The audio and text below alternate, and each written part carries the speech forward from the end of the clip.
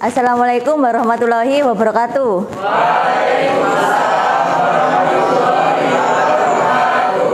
Bagaimana kabar kalian hari ini? Alhamdulillah ya, kelihatannya sumringah, segar-segar, sehat. Alhamdulillah ya. Perjumpaan kali ini dimulai dengan berdoa ya. Tolong dipimpin berdoa. Bismillahirrahmanirrahim. Alam taro kaifa fa'ala rabbuka biashabil fil. Selanjutnya saya akan mengabsensi ya. Elia, Firda, Galan. Kemudian tolong dipimpin menyanyikan Indonesia Raya. Indonesia tanah airku, hiduplah Indonesia Raya. Ya, pertemuan kali ini adalah nanti yang kita bahas adalah dampak pendudukan Jepang di Indonesia ya. Kemarin sudah kita pelajari materi kemarin itu tentang masuknya Jepang ke Indonesia, bagaimana respon bangsa Indonesia, kebijakan awal bangsa Indonesia ya. Sebelum saya lanjutkan ke dampak pendudukan Jepang, seperti biasanya ada beberapa pertanyaan biar saya tahu apakah kalian sudah memahami materi sebelumnya ya. Pertanyaan yang pertama, bagaimana respon bangsa Indonesia terhadap kedatangan Jepang? Ayo. Tiga. Pada awal kedatangan Indonesia merespon Jepang sebagai saudara tua atau yang menolong bangsa Indonesia dari penjajahan bangsa Belanda saat itu. Karena dirasa sama serumpun. Ya, namun pada akhirnya itu hanyalah sebuah propaganda bahwa manipulasi dari Jepang kepada bangsa Indonesia. Ya, bagus sekali Dika sama Brian ya. Pertama, mereka menyambut dengan kedatangannya dengan bahagia, merasa dilindungi kan, mengakui kalau mereka itu saudara tua. Kalau saudara tua bagaimana? Melindungi kan, mengayomi. Jadi kemudian pendudukan Jepang awalnya bagaimana? Tanggapan bangsa Indonesia, kebijakan awal. Kemudian materi selanjutnya adalah dampak pendudukan Jepang. Dampak itu ada dua dampak kan, positif dan negatif. Jadi kita akan menganalisis dampak apa yang akan terjadi di segala bidang ya setelah pendudukan Jepang. Kita lihat sebelumnya kompetensi dasarnya menganalisis sifat pendudukan Jepang, respon bangsa Indonesia ya. Tujuan pembelajaran kali ini melalui pengamatan terhadap gambar, kemudian ada juga video nanti ya. Video kedatangan Jepang ke Indonesia. Menganalisis dampak pendudukan Jepang di bidang politik, ekonomi, sosial, birokrasi secara tepat ya. Maka kalian akan diharap mampu menyajikan berupa PPT ya, PowerPoint biar menarik, kemudian kalian juga lebih semangat ya. Kita lanjutkan. Ini ya, dampak pendudukan Jepang. Ini adalah gambar apa anak-anak? Romusa. Apa Romusa itu? Ada yang tahu? Kerja paksa. Kerja paksa pada masa apa kerja paksa itu? Tidak dibayar. Iya, dipaksa untuk bekerja tanpa upah ya. Hari ini selain gambar, saya akan memperlihatkan cuplikan ya. Ada video dokumenter tentang pendudukan Jepang di Indonesia. Jadi saya akan memutarkan video selama hampir 8-10 menit. Kemudian saya kasih pertanyaan.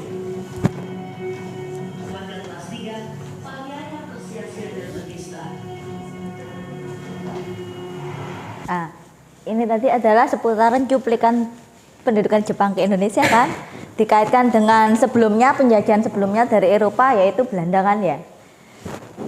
Bagaimana tanggapan kalian? Ada beberapa pertanyaan dari Ibu. Pertanyaan pertama, usaha apa yang dilakukan Jepang untuk membangun Imperium Asia Timur? Apa yang dilakukan? Dika lagi, semangat Dika ya. Oke, kalau salah satu kekuatan dunia yang menyamai kekuatan Eropa, yang salah satunya upayanya yaitu menduduki Indonesia.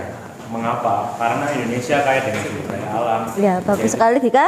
Usaha yang dilakukan menurut Dika itu langsung pendudukan terhadap wilayah Indonesia karena Indonesia kaya akan sumber daya alam, yaitu menyokong untuk apa namanya perindustriannya. Ya, saya bagi 4 kelompok. Jadi 4 kelompok ini ada beberapa tema ya. Kelompok pertama Dimas ya. Analisa kajian dampak pendudukan Jepang di bidang politik. Jadi kamu nanti menganalisis juga berupa presentasi, berupa PPT aja. Kelompok yang kedua Dika dan analisa kajian dampak pendudukan Jepang di bidang sosial budaya. Jadi kamu analisa bagaimana dampak bidang sosial ya. Kelompok yang ketiga Irul, analisa kajian dampak pendudukan Jepang di bidang ekonominya. Saya harap kalian bekerja sama dengan baik dengan temannya, pembagian tugas. Kemudian Ibu membantu meminjami buku paket dan memberikan modul pada kalian untuk mempelajarinya. Dianalisis.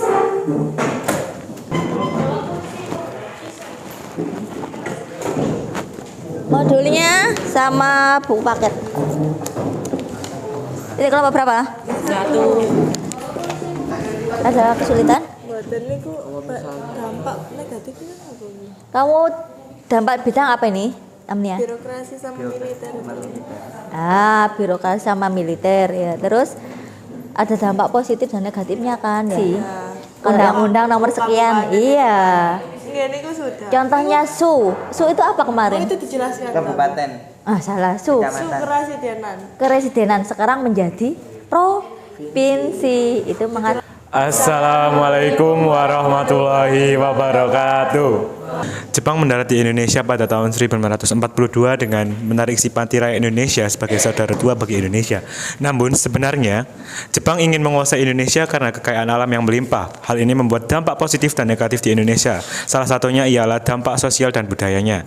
Dalam bidang sosial, Jepang melakukan hal tidak sewenang-wenang atau yang sewenang-wenangnya mereka terhadap kaum wanita di Indonesia dengan menjadikannya sebagai budak seks atau jukun yanfu. Sedangkan dalam bidang budaya, Jepang menerapkan seikireyat, yaitu membungkuk kepada dewa matahari dan bertentangan dengan ajaran Islam di Indonesia. Terima kasih presentasi dari kami dan sesi tanya jawab dipersilakan. Tanggapan dari kelompok yang lain? Tadi kan di dampak positif atau negatif gitu adanya strata masyarakat. Nah, itu boleh dijelaskan lebih lanjut. Kenapa Kaisar Jepang dianggap dewa matahari? Sekian, terima kasih. Di sini saya ingin sedikit bertanya mengenai kebijakan Kim Rohoshi. Nah, katanya dari PPT tersebut kan kebijakan Kim Rohoshi itu seperti kerja paksa seperti itu.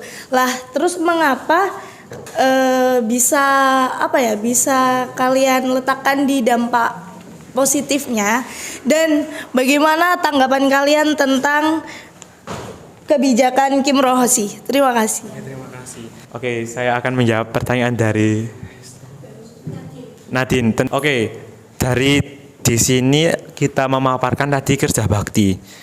Kerja bakti itu merupakan hal yang positif atau tentang gotong royong yang ada di Indonesia. Itu merupakan warisan dari leluhur kita atau penjajah yang menjajah kita dulu, yaitu negara Jepang. Dan itu mengakibatkan kita memiliki sifat atau ketekunan tertentu dalam melakukan sesuatu secara bersama-sama dan untuk memperingankan suatu pekerjaan yang aslinya berat menjadi ringan. Bu Windy, apakah ada kesimpulan? Ya, saya tambahin ya. Kim Rohoshi tadi kan kerja bakti, dampak positif kan, dampak positif yang kita ambil dari sosial tadi kan ya. Awalnya itu memperkenalkan kalau ini sebuah kerja bakti gotong royong. Jadi secara baik diperkenalkan oleh penjajah Jepang. Kemudian berjalannya waktu, kita ketahui seorang penjajah pasti ada tujuannya kan ya. Akhirnya tujuannya pun muncul, ingin eksploitasi sumber daya alam kan.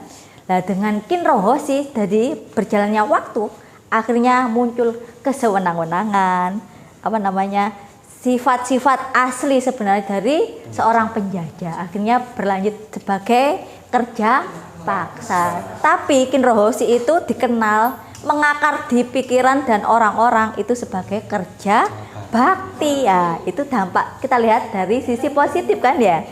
Jadi penyampaiannya mengakar di pikiran orang-orang. Mungkin Rohosi apa? Kerja bakti. Manfaatnya untuk apa? Pekerjaan yang lama akan cepat terselesaikan kalau kita kerjakan secara bersama-sama. Dan sekian dari kami. Wassalamualaikum warahmatullahi wabarakatuh. Waalaikumsalam. Tepuk tangan buat kelompok tampilan ketiga ya. Luar biasa. Bisa menjawab dengan tepat. Kemudian semoga kelompok terakhir lebih semangat lagi ya. Dari kelompok pertama, kedua, ketiga, dan keempat melakukan diskusi dengan baik sekali ya. Kemudian ada beberapa yang biasanya menjawab itu saja. Jadi harusnya ada pembagian. Diskusi kelompok berjalan baik, aktif juga. Lain kali lebih pembagiannya merata, jangan itu saja ya. Kelompok 1, 2, 3 tadi alhamdulillah berjalan lancar dan berjalan baik, lancar, sukses ya. Apakah materi sudah kamu serap dengan baik dengan beberapa pertanyaan? Silakan menjawab ya. Dampak negatif dari pendudukan Jepang di bidang sosial. Apa yang kamu tangkap tadi? Dika, langsung Dika nomor 1. Dampak sosial yaitu dari negatifnya adanya Jogonianfu atau budaya Romusa yang diperuntukkan untuk eksploitasi sumber daya manusia. Adanya kesulitan komunikasi antar pulau di Indonesia karena dijaga ketat. Tadi kebijakan self sufficiency kayak otonomi daerah ya itu. Jadi kesulitan untuk bekerja sama dengan daerah lain. Ya. Persimpulan apa pembelajaran tentang dampak pendudukan Jepang bidang politik, ekonomi, sosial? Baik, kesimpulan yang saya dapat dari pembelajaran hari ini tentang dampak pendudukan Jepang di Indonesia dalam berbagai bidang. Kita sebagai generasi muda tidak ada salahnya, malah wajib harus mempelajari sejarah bangsa kita sendiri, karena siapapun yang melupakan sejarah bangsanya sendiri akan tertelan oleh peradaban dan tak mempunyai masa depan. Baik. Ya, terima kasih. Selanjutnya lagi tambahan kesimpulan hikmah apa yang diambil dari pembelajaran hari ini dampak pendudukan Jepang, baik positif atau negatif. Hikmahnya apa? Nggak boleh seperti yang dikatakan Tama juga, kita nggak boleh melupakan sejarahnya. Kita juga bisa mengambil dampak positif dari sejarah tersebut. Kita juga bisa mengambil bahwa jadi seperti ini, jika kita tidak pandai dalam masa depan, kita dapat dimanipulasi dengan mudah, kita dapat terkena propaganda dengan mudah. Jadi kita harus lebih pintar, pandai untuk kedepannya dan membuat itu semua menjadi pelajaran hidup bagi kita. Terima kasih. Iya, jadi kesimpulan yang dapat kita ambil pembelajaran hari ini adalah meskipun penjajahan ya ada dampak positif dan negatifnya. Dampak negatifnya itu biasanya banyak merugikan ya, eksploitasi sumber daya alam, manusia, kemudian apa? Tapi di sisi positifnya kita mendapatkan banyak pengetahuan, pendidikan. Contohnya ya kemiliteran, munculnya masuknya berbagai organisasi militer. Yang awal Keibodan, kemudian berlanjut Heiho sama Peta. Selanjutnya di Indonesia mengadopsi dari pendidikan militer itu akhirnya ada Tentara Nasional Indonesia. Semua sudah kita jalankan presentasi. Saya akan membagikan LKPD untuk tugas di rumah ya. Ke belakang ya. Ya, pertemuan yang akan datang nanti dikumpulkan. Kemudian materi selanjutnya adalah nanti tentang peristiwa proklamasi. Jadi sebelum diakhiri saya minta tolong dipimpin doa. Di tempat duduk yang maksa, kita berdoa bersama karena mendapatkan keberkahan dan manfaat yang kita ambil dari pembelajaran ini. Berdoa dimulai. Berdoa selesai. Terima kasih semangatnya untuk hari ini. Saya akhiri. Wassalamualaikum warahmatullahi wabarakatuh.